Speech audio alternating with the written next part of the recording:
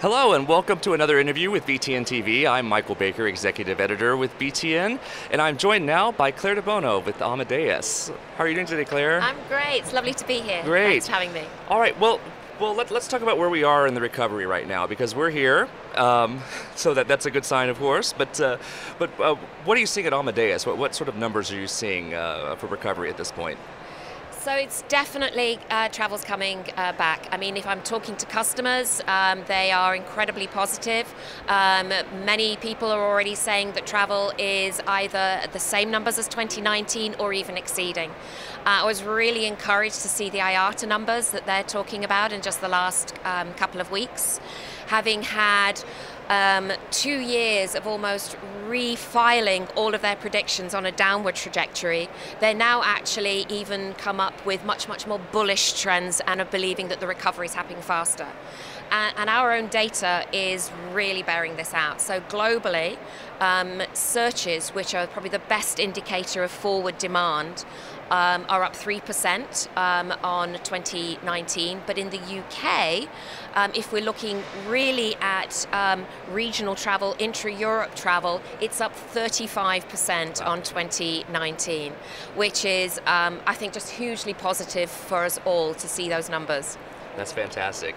And did you see any effect? Of course, I'm visiting here from the U.S., and I'm very happy that I don't have to take a test to get back home, as the announcement came last month. News yes. Just, I think, put a smile on the face of everybody a couple of weeks ago. Did you see any noticeable changes after that? Did that kind of spur demand?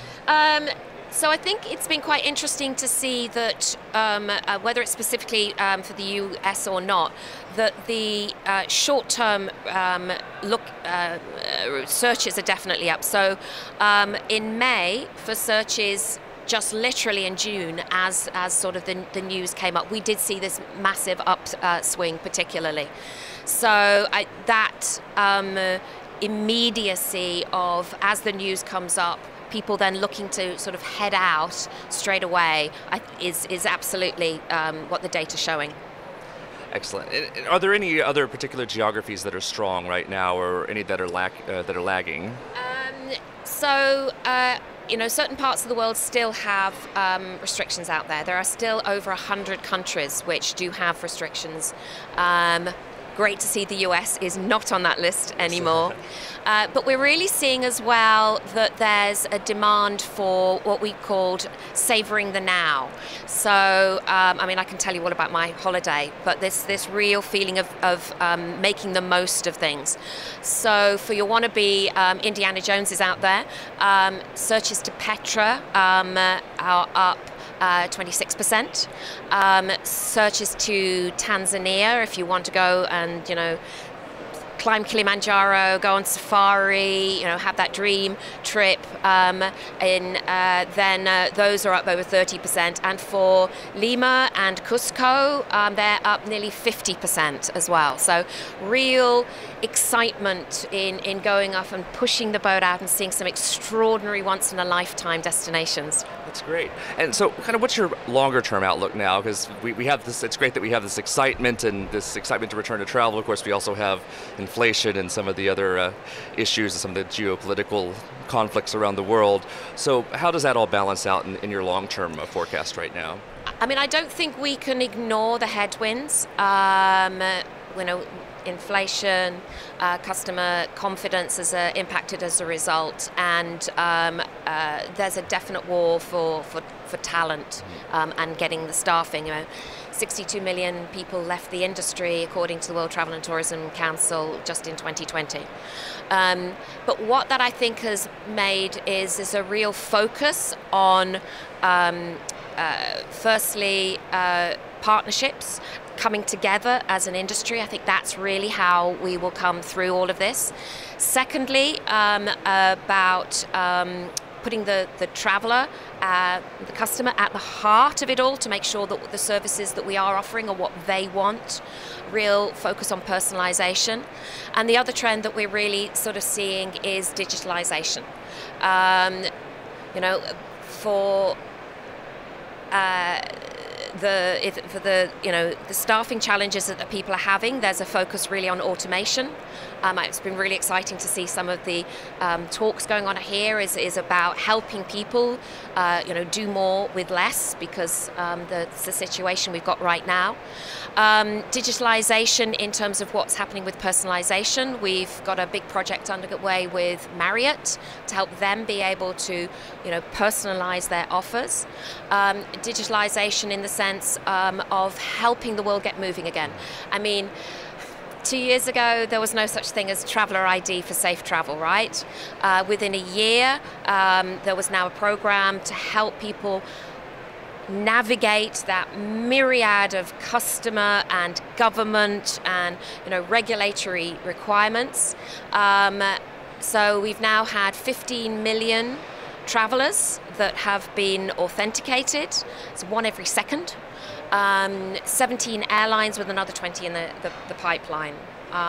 So I mean, those three things will, I think, help us get through the next few months as the headwinds are there. Right, excellent. Let's jump back and talk a little bit more about the personalization side of things, specifically as it applies to corporate travel. Yeah. And are there particular aspects that airlines and other suppliers are looking to present to corporate travelers right now, and how are you helping to facilitate that? So we are working obviously with airlines on NDC so that they can pursue a lot in terms of their retailing. Still some growth to happen in that area.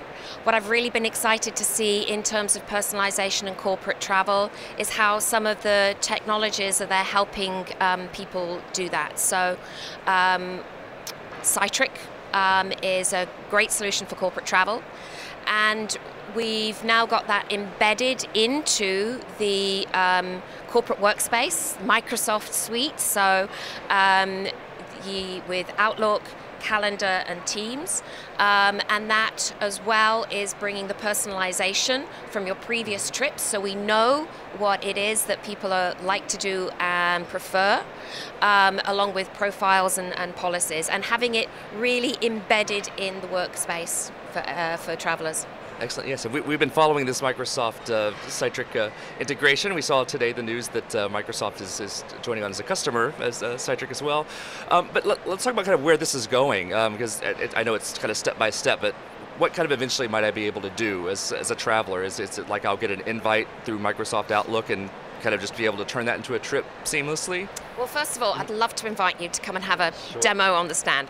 But no, it's great. So you can do trip planning with colleagues in the Microsoft Teams environment. You don't have to leave it at all. You can take a calendar invite, including the origin and destination and the dates.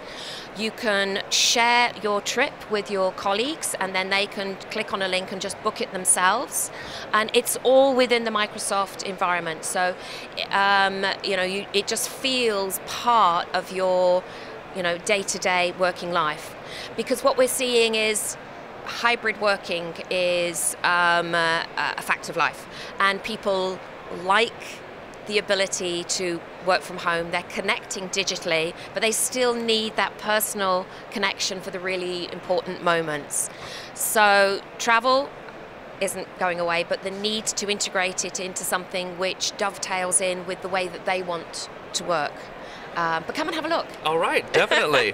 Well, we have just about a minute left, so you mentioned your vacation earlier, and you said this was your first time to travel in how long? First time I've had a holiday in 33 months. Wow. So I've done quite a lot of business trips, but this was a great time to bring the two together. So I had a conference in Istanbul, and I took a couple of weeks, and I went ballooning in Cappadocia, I drove an ATV, I went canyoning. I mean, travel is back. It really is. Well, Turkey is one of my favorite places in the world, so I'm quite jealous. So. Well, with I'm going back. Thank you so much, Claire, and thanks for joining us on BTN TV, and now I think we're going live to the floor.